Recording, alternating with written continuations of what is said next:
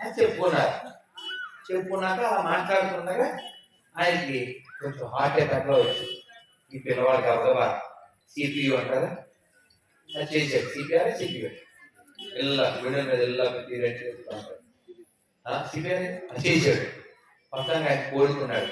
చాలా థ్యాంక్స్ బాబు, నాకు ఒక అమ్మాయి ఉంది, I have daughter, I will marry with you later,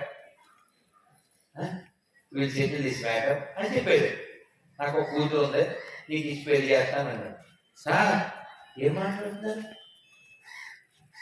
అంటే నీకెందుకు మై హోనా అన్నాడు. అలా తర్వాత వాళ్ళు ఎవరి యాత్రలో వాళ్ళు చూసుకుని మళ్ళీ వెళ్ళిపోయారు. మరి ఈ కుర్రోడు ఇంటికి వెళ్ళాక ఇంట్లో వాళ్ళు మరి అడుగుతారా అడగరా, బాబు పెళ్ళి ఎప్పుడు పప్పు ఏదో అంటారుగా. ఇవి వచ్చి ఎక్కువైపోయి నేను ఆయన బృందావనం మాటిచ్చారు వాళ్ళ అమ్మాయిని పెళ్లి చేస్తానని వాడు ఏదో పెళ్లి చేసుకోవాలి బాబు ఎవరన్నా వెళ్ళి అడిగిరా అన్నాడు. అతను వెళ్ళాడు. వెళ్తే ఈ అమ్మాయి వాళ్ళ అన్నయ్య ఉంటారు కదా, నువ్వు మా నాన్నకి మందు ఎత్తేసావు, అవి చేసావు, మార్చిపెట్టేదానికి అని ఓ మీద వచ్చి అది చేశాడు. సార్ మీరు అలా ఊరికే నోటికొచ్చిన వాక్యాన్ని సార్, నేను చెప్పింది అబద్ధం కాదు. మరి సీసీ కెమెరా ఫుటేజ్ ఉందా, వీడియో వాట్సాప్ ఉందా అని అడిగాడు. అంటే దాని అర్థం ఏంటి, సాక్షి ఉందా అని దాని అర్థం అడిగాడు. అంటే ఈ పిల్లోడు కొంచెం కూడా తొనకలే. సాక్ష్యం అలా అనలేదు. ఉంది, ఎక్కడ ఉంది, మేము అప్పుడు గుళ్ళో ఉన్నాం, మా వెనకాల గోపాల్ ఉన్నాడు, గోపాలే సాక్ష్యం అన్నాడు. ఈ అసలు వీళ్ళ అన్నయ్య మంట మీద ఉన్నాడు కదా, అయితే తీసుకురా అన్నాడు. అంటే ఎలాగైతే ఆగకపోయింది కదా అని. ఈ పిల్లోడికి ఎంత నమ్మకం అంటే మళ్ళీ నడుచుకుంటూ హ్యాపీగా ఇంటికి వెళ్ళిపోయి, స్వామి ఆ రోజు ఇక్కడ జరిగింది నీకు తెలుసు కదా, పెద్ద ఆయనకి ఇబ్బంది వచ్చింది కదా, అప్పుడు ఆయన మాట ఇచ్చాడు కదా, వాళ్ళ అన్నయ్య ఇప్పుడు గొడవ పెడుతున్నాడు, నువ్వు వచ్చి కొంచెం సాక్ష్యం చెప్తే నాకు పెళ్ళి అవుతుంది, లేకపోతే వాళ్ళ అన్నయ్యతో నాకు పెళ్ళి అవుతుంది అన్నాడు. ఎవరితో మాట్లాడుతున్నాడు? బొమ్మతో కాదు, విగ్రహంతో కాదు, కృష్ణుడితోనే మాట్లాడుతున్నాడు. అక్కడ సిమెంట్ బొమ్మ బలే ఉందని అంటే అది ధరించింది, అప్పుడు రాజు బొమ్మ బాగుందని అంటే అది నీచు, కృష్ణుడు బాగున్నాడంటే వాడు బాగుంటుంది. అక్కడ మనం నిన్నైనా ఇప్పుడైనా కళ్ళ ముందు నీలమేఘశ్యాముడైన కృష్ణుని చూస్తూ మురిసిపోతున్నాం కానీ అప్ప సిమెంట్, అప్ప రాళ్ళు, అప్ప కోసం అలా అంటున్నారా? కృష్ణుని కదా చూస్తాం. హిందువులు ఎవరో కూడా విగ్రహారాధకులు కాదు, హిందువులు తత్వారాధకులు. మనం అనంతమైన నీలి ఆకాశ వర్ణం కలిగినటువంటి అనంతుడైన కృష్ణుని చూస్తూ ఈ సమస్త సృష్టిలోనూ ఉన్నటువంటి దైవత్వాన్ని దర్శిస్తున్నాము. అది గుర్తుపెట్టుకోండి. అంత అందమైన కృష్ణుడు మన దగ్గరే ఉన్నాడు. సరే ఈ పిల్లడు, స్వామి నువ్వు రావాలి స్వామి, నాకు సాక్ష్యం చెప్తామి, నాకు పెళ్లి చేసామి అన్నాడు. ఒరే నేను విగ్రహం కదా, నేను ఎట్లా వస్తాను, నేను రాలేను కదా అన్నాడు. భక్తుడు పవర్ఫుల్లా భగవంతుడు పవర్ఫుల్లా చెప్పండి? భక్తుడే పవర్ఫుల్. ఈయన అన్నాడు అవునులే, మరి మాటలు వచ్చిన విగ్రహం టాకింగ్ ఒకటే చేసేది, వాకింగ్ కూడా చేస్తుంది అన్నాడు. దొరికేసారా? మనమైతే దేవుడు అనుకుంటాం, మరి ఆయన దేవుడు కాబట్టి దొరికేసారా అనుకో. సరే వస్తాను, కానీ నువ్వు వెనక్కి చూడకూడదు. నువ్వు వస్తాను గ్యారంటీ ఏంటి అన్నాడు. వెనక్కి తిరగకూడదు అంటే ఆయన అన్నాడు, నా గజ్జల శబ్దం వినపడితే గజ్జల శబ్దం అదే నీకు రుజువు అన్నాడు. ఈయన ముందు నడుస్తున్నాడు, ఈ పిల్లడు ముందు, దేవుడు కృష్ణుడు వెనకాల. అలా యూపీ నుంచి ఒరిస్సా దాకా వచ్చేసాడు. ఎక్కడో ఓ చోట శబ్దం అయిపోయింది, కంగారు పడి తిరిగాడు. అంతే. ఇంకా మన కృష్ణుడు ఎలా ఉన్నాడు అలాగా చక్కగా. కృష్ణం కలయ సఖీ సుందరం, బాలకృష్ణం కలయ సఖీ సుందరం, కృష్ణం గత విషయ కృష్ణం సురారిగణ జ్యేష్ఠం సదా బాల కృష్ణం కలయ సఖీ సుందరం. ఎంత అందమైన వాడ్రా మన అందరి హృదయాల్లో ఉండేవాడురా. చివరికి భగవద్గీతలో 5వ అధ్యాయంలో 18వ శ్లోకంలో చెప్పినట్టు వరదు. ఇప్పుడు ఎవరు వచ్చారు ఇక్కడికి? మన మధ్యలోకి కాలభైరుడు వచ్చాడా? కృష్ణుడు భగవద్గీతలో 5వ అధ్యాయంలో 18వ శ్లోకంలో చెప్పాడు. ఏం చెప్పాడు? పండిత సమదర్శన. అందరూ చెప్పండి ఒకసారి. విద్య వినయ సంపన్నే బ్రాహ్మణే గవిహస్తిని సురిచైవ స్వపాకే చ పండిత సమదర్శన. అంటే ఏమిటి? ఎవరైతే పండితులు అని పిలవబడతారు, ఎవరిని పిలవాలి పండితులని? బాగా గవర్నమెంట్ ఇచ్చే స్కాలర్షిప్ తీసుకుని తినేసి ఓ మతంలో ఉండి ఇంకో మతం పేరు చెప్పుకుని బతికే నీతి లేని వాళ్ళని పండితులు అనుకోవడదు. వాళ్ళ గొర్రెలో నాలే. అదేనా? ఒక అమ్మకు పుట్టి ఒక నాన్నకు పుట్టి ఇంకొకరి పేరు చెప్పుకుంటూ ఉంటారు. వాళ్ళకి జ్ఞానం లేదు. మేము గొర్రెలు అంటుంటారు. రక్తం తాగుతాం అంటుంటారు. ఆడెవడో వచ్చాడు, ఆడెవడో సచ్చాడు అంటుంటారు. అరే మన కోసం వచ్చింది ఈ లోకానికి కృష్ణ పరమాత్మ. రామచంద్రుడు వచ్చారు, దశావతారాలు ఎత్తి వచ్చారు మనందరినీ ఉద్ధరించడానికి. భగవద్గీత ఇచ్చారు, భాగవతం ఇచ్చారు, ఉపనిషత్తులు ఇచ్చారు, వేదాలు ఇచ్చారు, నా పురాణాలు ఇచ్చారు, కేవలం మనందరినీ ఉద్ధరించడానికి. సర్వే జన సర్వే జన సర్వే జన. ఎంత గొప్ప పదం అండి, ఎంత గొప్ప వాక్యం అండి. ఇటువంటి వాక్యం మీరు వేరే మత గ్రంథాల్లో చూపించగలరా? అందరూ బాగుండాలని కోరుకునేది కేవలం సనాతన ధర్మం మాత్రమే. కాబట్టి ప్రపంచం బాగుండాలంటే భారతదేశం బాగుండాలి. భారతదేశం బాగుండాలంటే హిందువులు బాగుండాలి. హిందువులు బాగుండాలంటే భగవద్గీత భాగవతం చదివి సావాలి. బాగుండాలి అని వీడియోలో పెడుతూ ఉంటాయి. చదివి సావాలి. అదేవిధంగా అందుకని టీవీ లేకపోయినా పర్వాలేదు, ఫ్రిడ్జ్ లేకపోయినా పర్వాలేదు, భగవద్గీత ఉండాలి, భాగవతం ఉండాలి. అందుకే నేను పిల్లలకి చెప్తాను, if you read Gita, you never get any rata. Adena, please read Gita before becoming rata. Gita only can change your rata, otherwise life become rata. Gita kavala, rata kavala. Gita kavali ante Gita చదవాలి. రాత మారాలంటే గీత చదవాలి. భగవన్నామం చెయ్యాలి. మనం చదవం, మనకు అందులో ఏముందో తెలియదు. ఓటి వినం. ఎంతమంది చెప్తున్నారు? సాగంటి గారు ఉపన్యాసాలు ఉన్నాయి, శ్రీభాష అప్లాచార్యులు గారు ఉన్నాయి, సామవేదం శంభు శర్మ గారు ఉన్నాయి, ప్రతిపతి ప్రభాకర్ గారు ఉన్నాయి, సింహాచల శాస్త్రి గారు హరికథలు ఉన్నాయి, సాధువులు గోపాలకృష్ణాచార్యులు వారు, కందాడి రామానుజాచార్యులు వారు. ఒకరా ఇద్దరా? ఎంత గరిబాటి వారు, ఎంతమంది మహాత్ములు పుణ్యాత్ములు మన కోసం ఎన్ని చెప్తున్నారు? గుర్తు తెచ్చుకుని వినక్కర్లే. వంట చేస్తూ చక్కగా ఒక సెల్ ఫోన్లు ఉన్నాయి, అందులో కొట్టండి, శ్రీ భాష్యం కొట్టండి. ఆయన ఉత్తరాంధ్ర ఆయన మహానుభావుడు, నడిచే రామాయణం ఆయన పేరు. ఆయన రామాయణం పెట్టుకుని అలా వింటూ వంట చేయండి. అందుకని టీవీలో సీరియల్ పెట్టుకుని అక్కడే విషం కనిపిస్తారే, తాకే తాకే, ఇది ఇక్కడ ఊగిపోతాం. ఇక్కడ ఊగిపోతే ఇక్కడ వస్తుంది. అది ఏదో నిజమైపోయాడు. అది యాక్షన్, ఇక్కడ ఇదేమో మొసలు యాక్షన్. మీరు చెప్తే నవ్వుతారు, మీరు చెప్తే నవ్వుతారు. నిజంగా జరిగింది నాకే.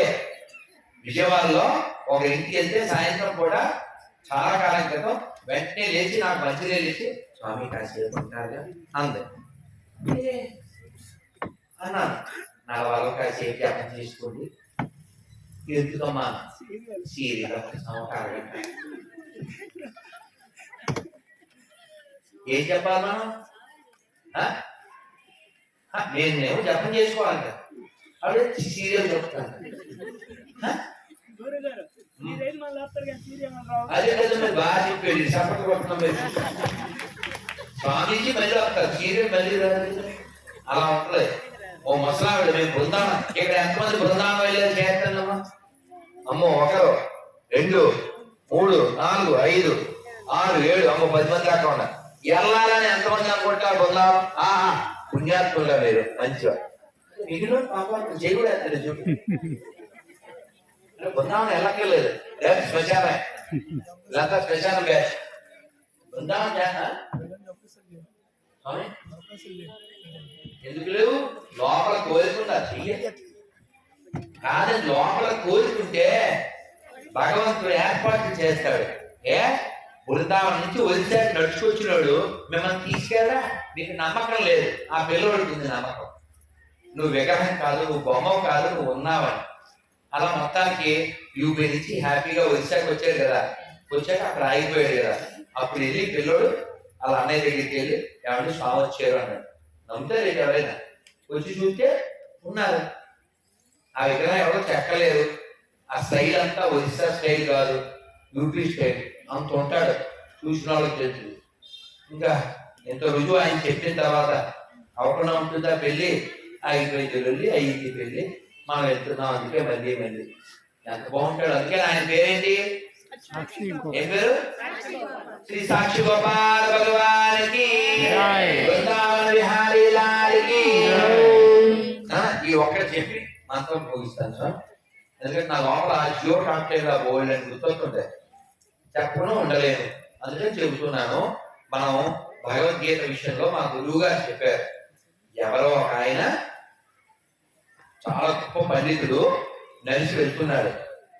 వెళ్తుంటే నది ఒడ్డున పుర్రె కాలికి తగ్గితే ఆయనకి చాలా మంది జ్ఞానం ఉన్నాడు కదా. దాన్ని ఎలా తీసి చదివాడు. ఈ పుర్రె వయసు కొన్ని లక్షల సంవత్సరాలు తర్వాత, ఈ పుర్రె కాల్చి తర్వాత లక్షల సంవత్సరాల తర్వాత వీడికి మోక్షం వస్తుంది అన్నాడు. బ్రహ్మదేవుడికి అసలు బుర్ర ఉందా? వీడు చచ్చిపోయి కొన్ని లక్షల సంవత్సరాల తర్వాత ఈ పుర్రెకి మోక్షం వస్తుందా? ఏమిటో రాతలు అనుకుని దాన్ని తీసుకెళ్ళి ఓ చెట్టులో పెట్టి రోజు వెళ్ళాం. ఆ స్నానం చేసే ముందు దాన్ని తీసి ఇదే పనిగా వీళ్ళ ఆవిడకి ఎప్పుడో డౌట్ వచ్చింది, వీడు ఏదో చేస్తున్నాడు. వెనకాల చూసి ఆవిడ ఇంటికి వెళ్ళిపోయి, ఓహో బహుశా ఈవిడ ముందు భార్య ఏమిటి, అందుకని ప్రేమ చెప్పానని సినిమా ఎలాగే ఉంటుంది. ముందు భార్య ఏమిటి, నేను ప్రేమ చచ్చిపోక రోజు వచ్చి సొగసు చూడతరమా ఈ పుర్రె సొగసు చూడతరమా అని పురి చూపుతాడు అని ఆవిడ కోపం వచ్చేసి ఆ పురిని బాగా పొడి చేసేసి అక్కడ గంగా అంటే గంగకి వచ్చిందా లేదా? చెప్పింది పొడి పోలే కదా. కాబట్టి బ్రహ్మరాత నిరూపించబడుతుంది. కానీ ఆ బ్రహ్మరాతను కూడా మార్చగలిగే రాత భగవద్గీత. అందుకని అందరూ భగవద్గీతను చదవాలి, అందరి ఇళ్ళలో ఉండాలి. మేము కొనుక్కోలేం అనే వాళ్ళు ఎవరైనా ఉంటే చెప్పండి, నేను పంపుతా. మీరు చదవకపోతే చంపుతా. చదవండి నాన్న, చదవండి. నేను భగవద్గీతని ఎవరికైనా ఇస్తాను కదా, ఇచ్చినప్పుడు భగవద్గీత మీద ఒక మాట స్టాంప్ కొట్టిస్తాను. ఏం స్టాంప్ కొడతానంటే, ఒక్కసారి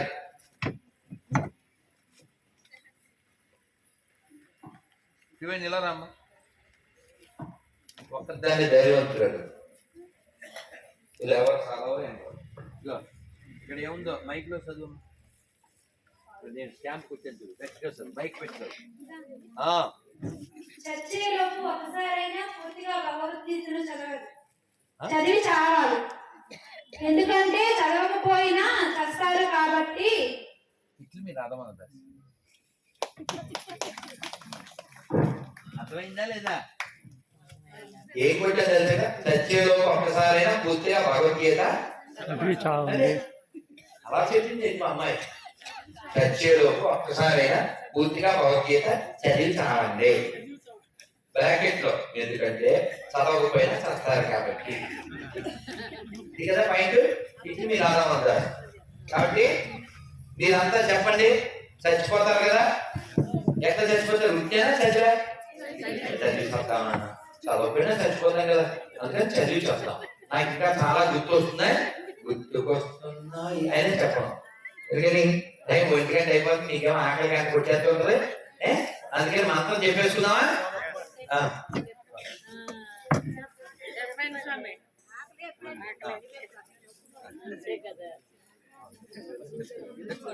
మీరేమో ఆయన చేతిలో మైక్ చూసి పర్లేదు.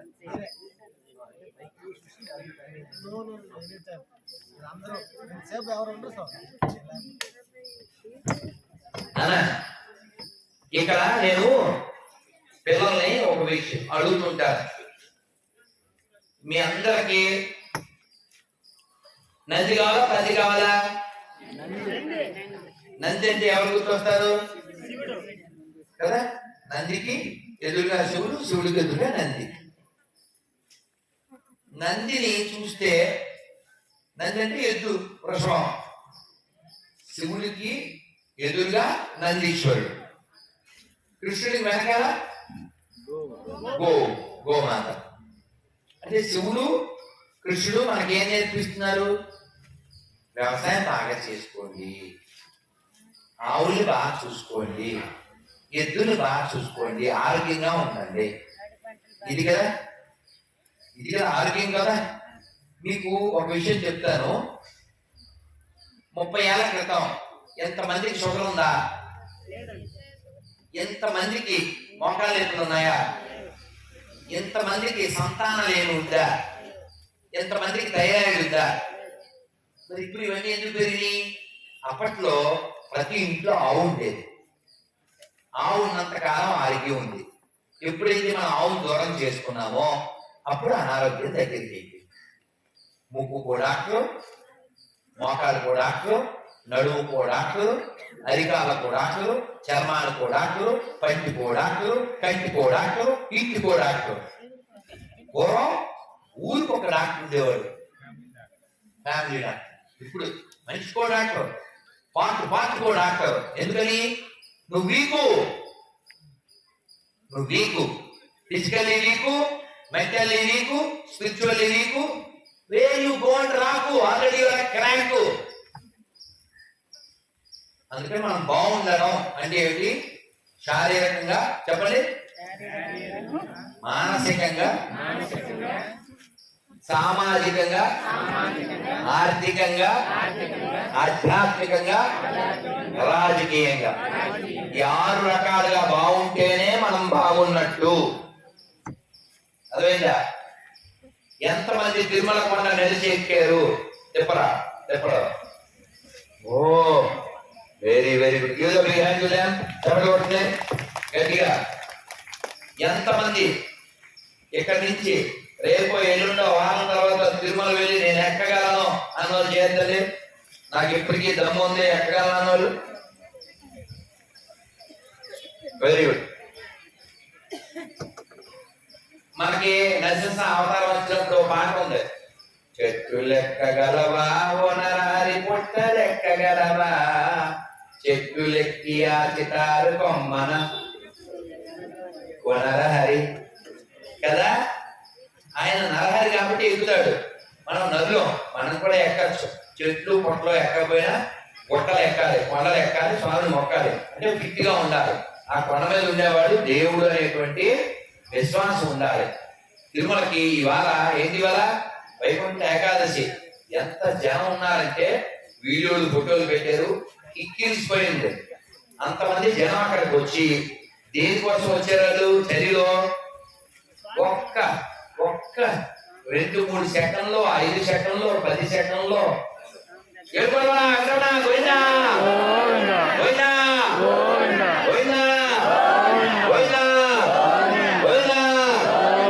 అని స్వామిని క్షణకాలం చూసి అమ్మయ్యా అని సంతోషంతో ఇంటికి వెళ్ళాలని వచ్చారు.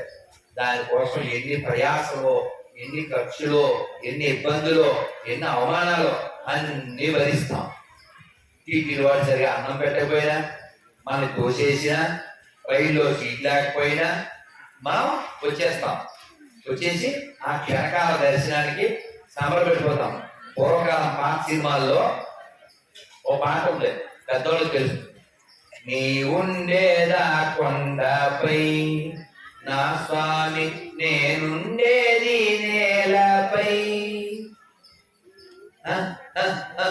పాడు. పాడు పాడు వచ్చా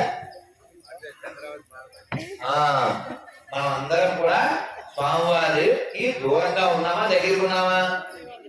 దగ్గరగా ఉన్నామంటే మన భావన బాగుంటే దగ్గరగా ఉన్నట్టు, అదేవిధంగా లేకపోతే దూరం అయిపోయినట్టే. మన కృష్ణుడికి, రాముడికి, వెంకటేశ్వర స్వామికి, కూర్మనాథుడికి, మన అరసవల్లి సూర్యనారాయణ స్వామికి, శ్రీముఖలింగంలో శివుడికి మన దూరం చేయడం కోసమని, ఈ దేశాన్ని ముక్కలు చేయడం కోసమని క్రైస్తవం అనేటువంటి ఒక మతం చాలా పని చేస్తూ ఉంది. మన మధ్యలో చిచ్చు పెడుతూ మన కుటుంబాలను కూలుస్తూ ఉంది. మనం అది కూడా దేవుడే అనుకుంటున్నారేమో, గుర్తుపెట్టుకోండి. శివుడు చీకటి వచ్చిందండి, ఏమైంది? అదే షేడ్ వచ్చింది.